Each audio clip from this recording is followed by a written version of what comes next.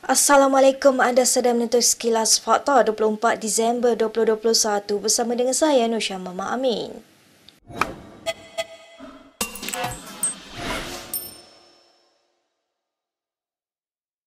Rosmah Mansor hari ini menafikan keterangan bekas pembantunya Rizal Mansor bahawa dia pernah mengarahkan individu itu meminta suapan jutaan ringgit.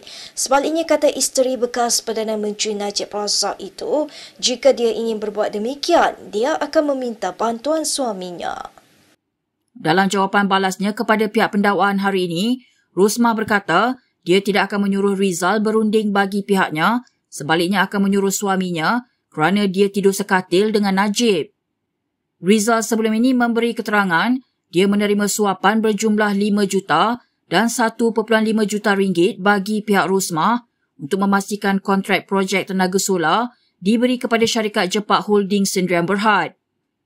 Terdahulu Rosmah menyifatkan dakwaan bahawa dia adalah isteri Perdana Menteri pertama yang menggunakan gelaran First Lady of Malaysia sebagai fitnah.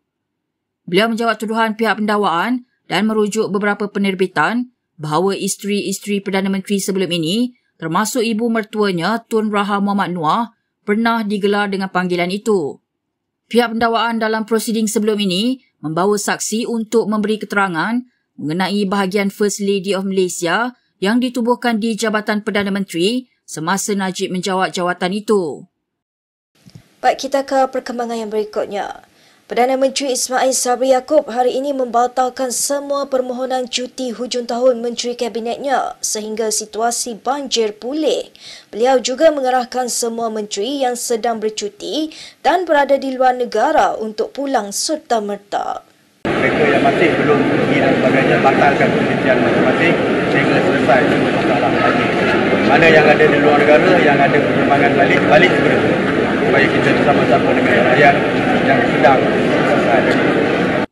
Arahan ini dikeluarkan Perdana Menteri ketika angka korban banjir yang melanda beberapa negeri telah melepasi 40 kematian. Bagaimanapun, rata-rata warga maya menyifatkan kenyataan Ismail itu agak lewat memandangkan tragedi banjir telah berlaku selama seminggu di seluruh negara. Dalam pada itu, Ismail mengumumkan bahawa bayaran bantuan wang ihsan buat keluarga mangsa banjir yang terkorban akan dinaikkan daripada RM5,000 kepada RM10,000. Lebih 100 buah rumah di Bentong Pahang dilitupi lumpur akibat tragedi banjir yang melanda kawasan itu beberapa hari lalu.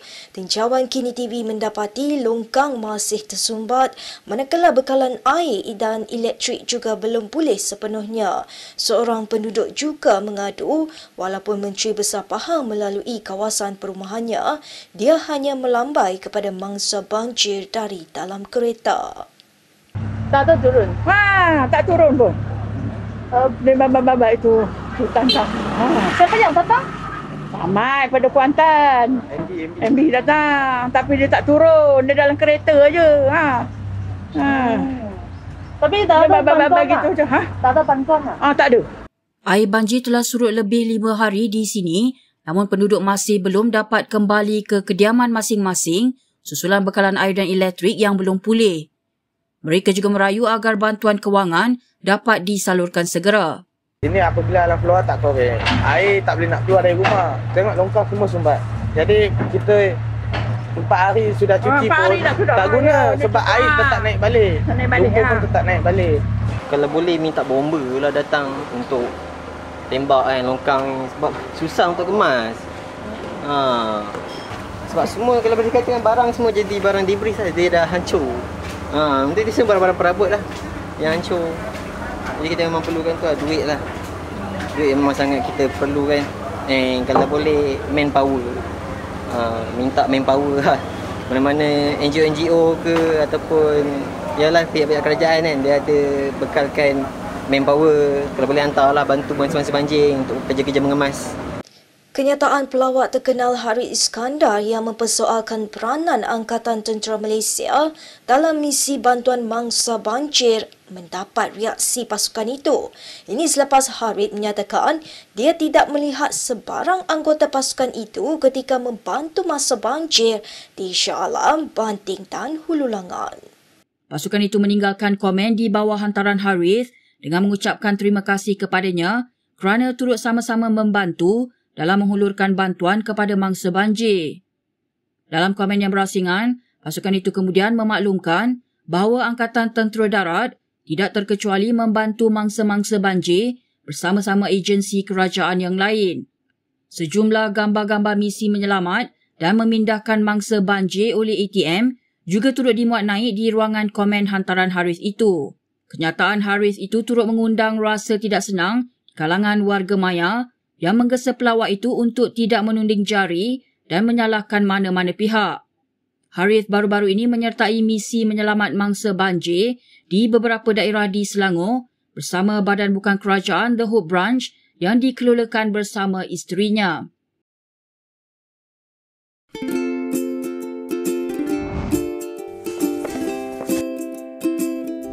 Shellfish, red meat, and beer. If you love indulging in these foods, you may end up with high uric acid level in your blood. These foods consist high level of purine, a substance that will eventually break down into uric acid and be excreted through our urine. It is recommended that the amount of dietary purines should be kept between 600 to 1,000 milligrams per day. Having too much uric acid in your blood can cause attacks of gout. It can also cause kidney stones and blockage in the kidney. The crystallization of the excessive uric acid in your blood can be eased by reducing purine-rich food to only 100 to 150 milligrams daily, maintaining a healthy lifestyle, and consuming urinary alkalinizer like Ural.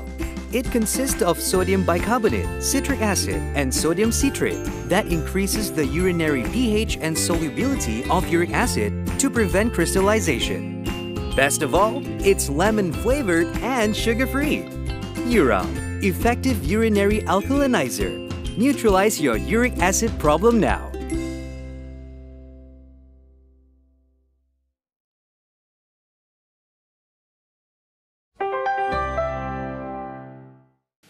Kita ke perkembangan yang berikutnya.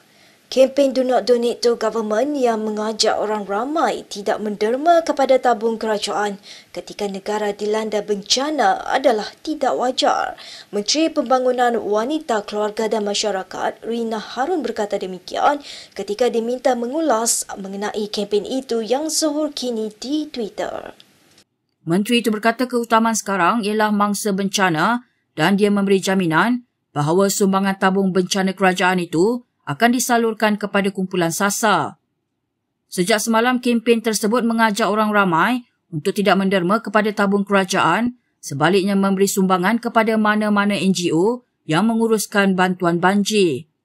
Ada yang mengatakan ia sebagai cerminan kurangnya kepercayaan rakyat terhadap kerajaan, malah mempersoalkan mengapa rakyat perlu menderma kepada kerajaan kerana mereka membayar cukai. Dalam perkembangan lain, Rina yang dikecam kerana dirakam memakai kasut bertumit tinggi semasa membuat lawatan ke PPS di Jalan Kelang Lama Ahad lepas, berkata penampilan itu sepatutnya tidak perlu dijadikan isu. Menurutnya pada hari kejadian, dia menghadiri Perhimpunan Agung Bersatu di Kuala Lumpur dan bergegas melawat mangsa banjir selepas dimaklumkan dengan hanya sempat menukar baju tanpa menukar kasutnya. Setiausaha Agung PKR Saifuddin Nasution Ismail menggesa kerajaan mengadakan sidang khas Parlimen khusus membincangkan isu banjir. Katanya dalam tempoh kira-kira seminggu yang lalu, rakyat Malaysia khususnya di Selangor, Kuala Lumpur, Negeri Sembilan dan Pahang sangat terkesan akibat bencana banjir.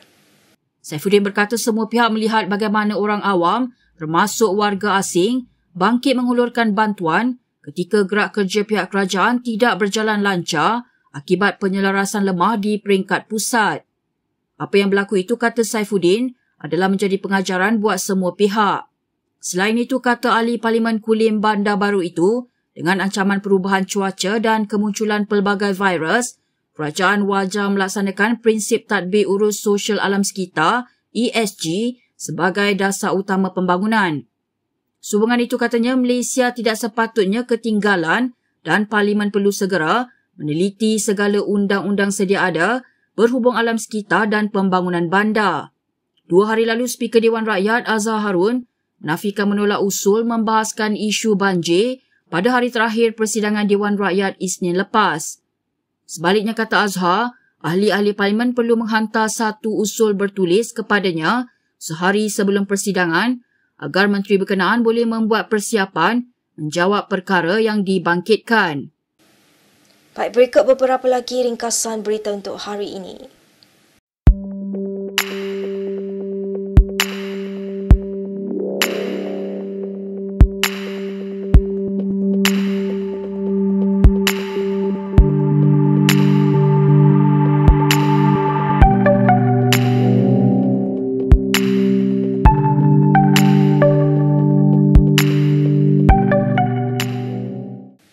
Sekian sahaja daripada saya, Nur Syah Mama Amin. Untuk sekilas fakta, untuk lebih banyak berita, anda boleh melayari kinitv.com. Anda juga boleh mengikuti kami di Instagram, Twitter, YouTube dan Facebook. Salam hormat dan jumpa lagi. Everyone wants to see these scenes bigger. That's why we've got bigger TVs, for everyone to enjoy them bigger. Watch colors come to life on a large screen. LG NanoCell.